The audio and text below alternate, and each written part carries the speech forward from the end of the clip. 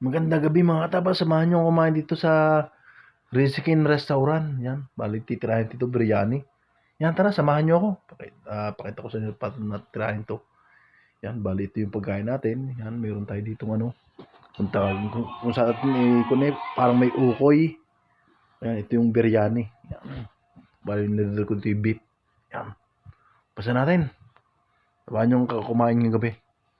Talaga namang puro kain na lang tayo ng kain. Yan, sasabawan ko na. Yan, kita mo ko yan. Huwag lang itong napapanood ko sa pagka ito kinakamay, tapos tayo dyan. Pero ito na may alam ko yung masarap. Iyo, teka.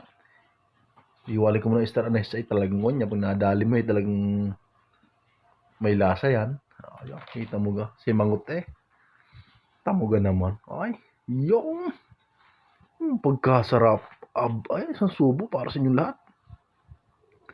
Aba, ay samahan niyo akong kumain ay siya. Ay, gutom kayo niyan. Ay, kain kayo. At talagang itibakbakan ha. Tagal nyo naman kadami yung subo Talaga naman. Ay, sulit are. Kita mo $5 lang are. Kita mo ga. $5.60 yata ito.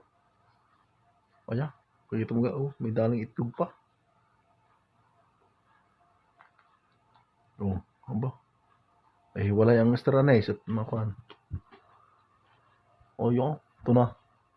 Ito namang may event. Wow! Kita mo ga naman ang batang are. Sumubo. Parang ay walang walang humpay na kain. Ay, sigurado yung mga isang buwan sigurado yung lubo. Anong pagkatako ng batang are?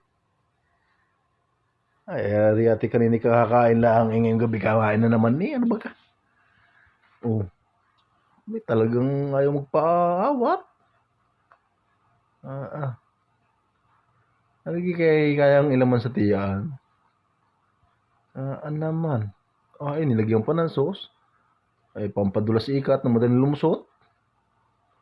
Ay, nga na may kisa. Yun! Ay, mual.